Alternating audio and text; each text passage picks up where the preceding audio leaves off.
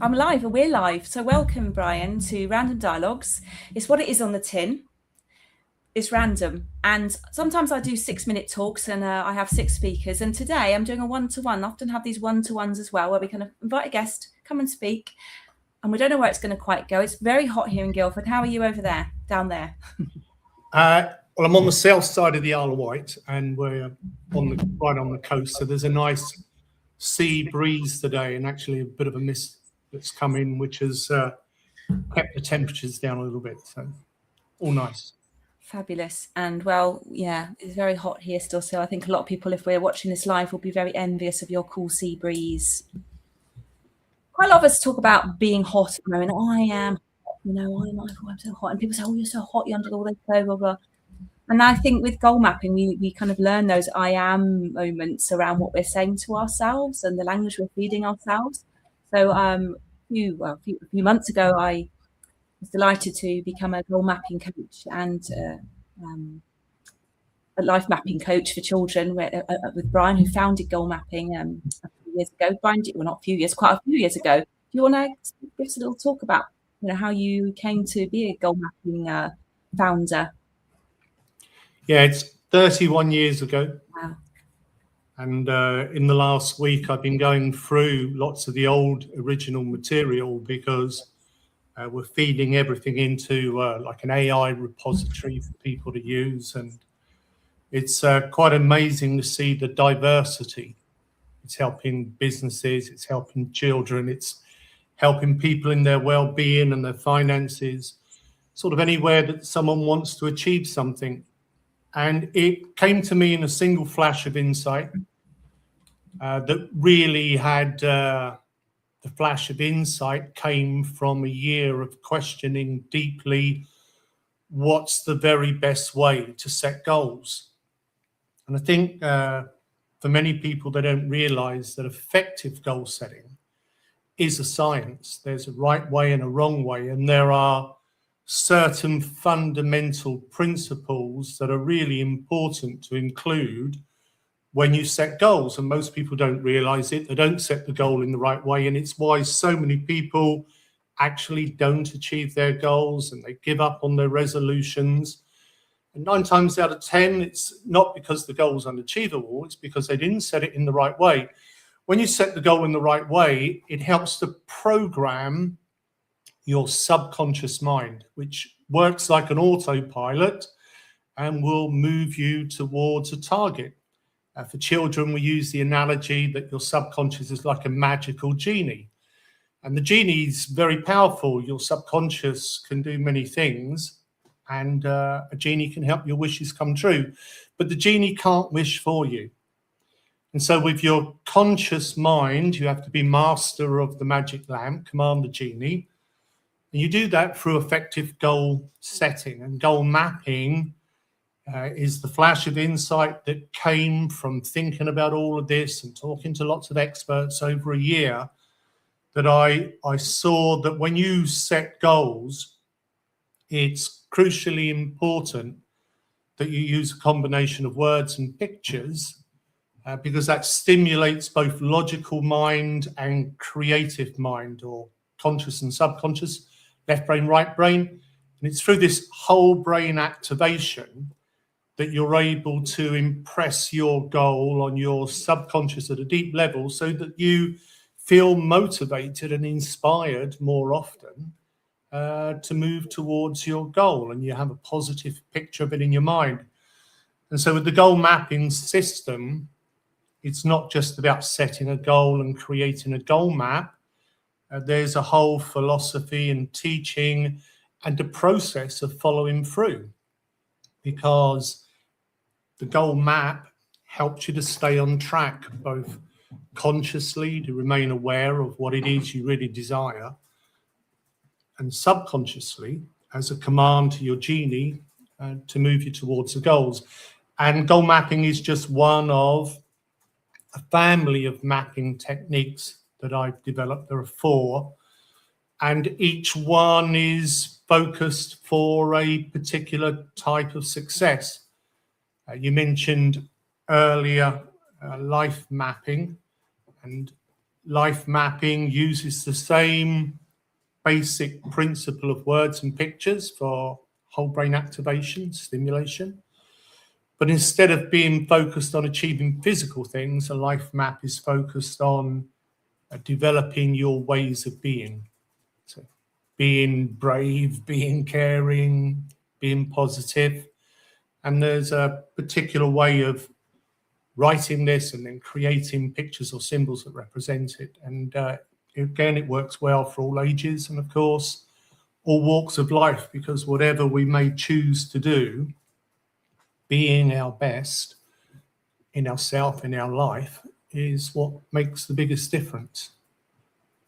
And it is transformative, as you say, for ourselves and for others. And it's so empowering to have those tools and understand them. And I particularly was attracted to goal mapping because of the visuals. You know, I've done vision boarding in the past, I've set goals, I've written things down, but I love the combination of the two. I'm just going to grab the folder on my side here.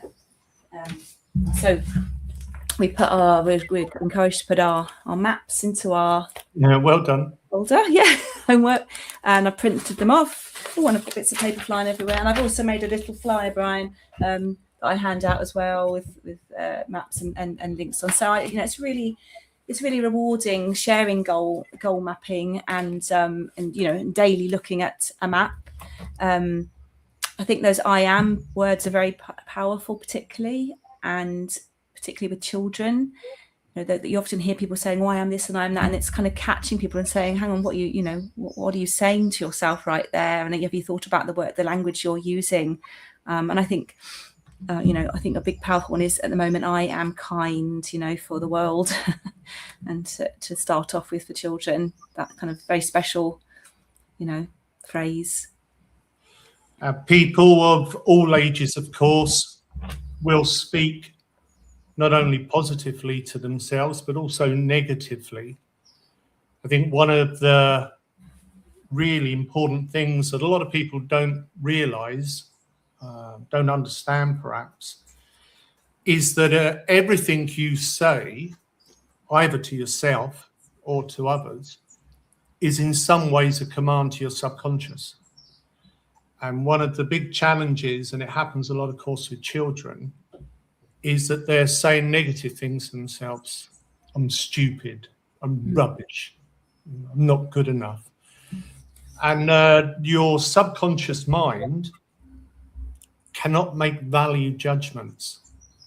You really can't distinguish between what you really want and what you really don't. It's very literal. And one of the examples that I like that sort of helps people to understand this is, if you observe a very young child, a toddler, in a young child, their subconscious is more to the surface because they haven't had enough life experience to have their conscious mind develop. If you tell a very young child, "Don't touch," invariably they touch. And the reason it happens is because the subconscious mind, which is dominant in young children, it can't process the concept of don't. And when we grow and we become big people, we can work it out. If someone says "don't touch," it means keep your hands away. But your subconscious still follows the same language, patterns and commands. And so if you're saying "I don't want to be poor," all your subconscious takes from that is "be poor." "I don't want to be unhappy," it doesn't understand the don't. So all it takes from that is "be unhappy." "I don't want to mess up," "I don't want to fail." They're negative commands. And it's a mistake many people make. They set negative goals. It's not just in goal setting, it's in everyday language. "Don't forget." You're actually telling the person to forget, because the subconscious, which handles memory, doesn't understand don't. It's no more words or effort to say "please remember," but it's not what's most common. And if you listen to people's language patterns, a lot of it will be negatively structured. All of that's a command to the subconscious. So creating a goal map, and I've got one of mine right here, like you have in your folder. and my papers are all falling out as well.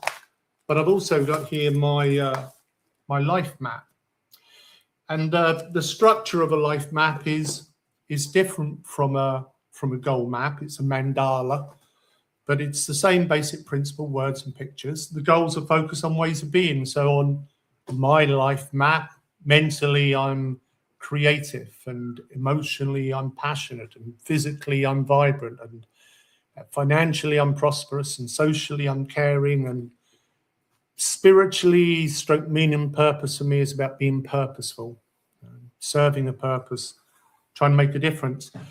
And all of us will go into some negative self-talk every so often because life can be tough. I've had a really tough year this year, and sometimes fall down into a lot of negativity about things going wrong.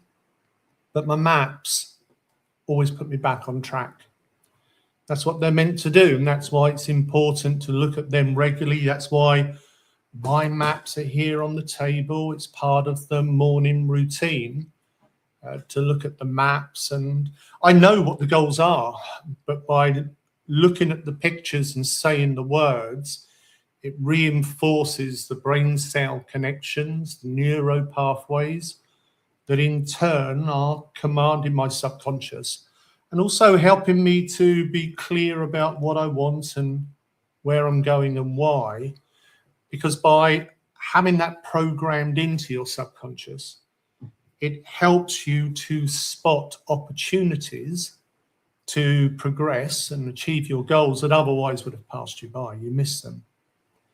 And so it works on many, many different levels, as you know. And I'm sure anyone that is watching this that would like to know more, you'd be only too happy to share your knowledge with them. Well, I've actually put across the platform, so I'm streaming onto the Random Dialogues Facebook page, LinkedIn, and my YouTube channel with Random Dialogues. So I've actually done a share in the comments so people can have a look, because obviously there's so much magnificence and science behind all of this, and it's such a wonderful thing to explore and be part of your community. Because whilst we're having a chat here, I regularly email Brian, and we chat. He's very supportive. There's groups to join, and there's a whole kind of wonderful online platform as well. So it's to be continued, Brian. I think this has been a really nice flavour of goal mapping for people, life mapping. I'm working with some children on the life mapping and the Magic Genie. So and that's really exciting. So yes, I thank you for joining me today.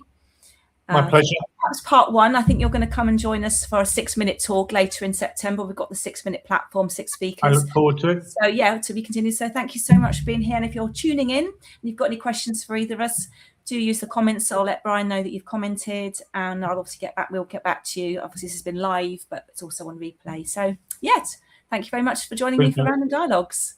Pleasure. Thank you for inviting me, Jane. Thank you.